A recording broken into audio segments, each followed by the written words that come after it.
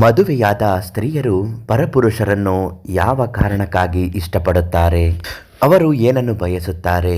ಇದರಿಂದ ಮುಂದೆ ಏನಾದರೂ ತೊಂದರೆ ಆಗಬಹುದೇ? ಅಥವಾ ಗೌಪ್ಯವಾಗಿ ಇದನ್ನು ಕಾಪಾಡಿಕೊಳ್ಳಬಹುದೇ?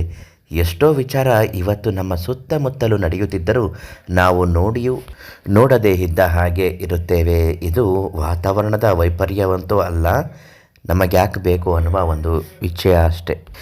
ಈಗಾಗಲೇ ತಿಳಿಸಿರುವ ಹಾಗೆ ನಿಮ್ಮನ್ನು ಯಾರಾದರೂ ಇಷ್ಟಪಡುತ್ತಿರಬಹುದು, ಅಥವಾ ನೀವೇ ಇನ್ಯಾರನ್ನಾದರೂ ಇಷ್ಟಪಡಬಹುದು. ಇಂತಹ ಇಷ್ಟಗಳು ಕಷ್ಟಗಳು ಆಗುತ್ತವೆಯೋ ಅಥವಾ ಇದನ್ನು ಮುಂದುವರಿಸಬಹುದು, ಇದರಿಂದ ಏನಾದರೂ ಅವಘಡಗಳು ಆಗಬಹುದೇ ಅಂತ ಗೊಂದಲಗಳು ನಿಮಗೆ ಸೃಷ್ಟಿಯಾಗಿದ್ದರೆ ಇವತ್ತಿನ ವಿಡಿಯೋದಲ್ಲಿ ಮಾಹಿತಿ ಕೊಡ್ತೀವಿ.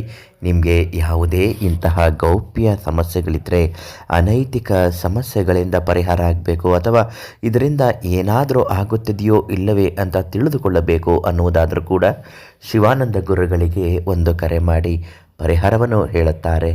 ಸಾಮಾನ್ಯವಾಗಿ ಮದುವೆಯಾದ ಸ್ತ್ರೀಯರು ಪರಪುರುಷರನ್ನು ಯಾತಕ್ಕಾಗಿ ಇಷ್ಟಪಡುತ್ತಾರೆ ಅಂದರೆ, ಇದು 35 ವರ್ಷದಿಂದ 40 ವರ್ಷದ ಒಳಗೆ ನಡೆಯುವ ಒಂದು ಸಾಧಾರಣ ಸಂಗತಿ ಅಂತಲೇ ಹೇಳಬಹುದು. ಕೆಲವರ ಜೀವನದಲ್ಲಿ ಇದು ಅಪ್ಪಿತಪ್ಪಿಯೋ ಗೊತ್ತೋ ಗೊತ್ತಿಲ್ಲದೆಯೋ ಬಂದು ಬಿಡಬಹುದು. ಮತ್ತೆ ಕೆಲವರು ಬಯಸಿ ಬರಬಹುದು. ಮತ್ತೆ ಕೆಲವರಿಗೆ ಮನೆಯಲ್ಲಿ ಸಿಗದೇ ಇರುವಂತಹ ಸಂತೋಷ, ತೃಪ್ತಿ, ಮರ್ಯಾದೆ, ಗೌರವ ಹೊರಗಡೆಯಿಂದ ಸಿಕ್ಕಾಗ ಅವರು ಅದನ್ನು ಬಿಡುವುದಿಲ್ಲ, ಮುಂದುವರಿಸಿಕೊಂಡು ಹೋಗುತ್ತಾರೆ.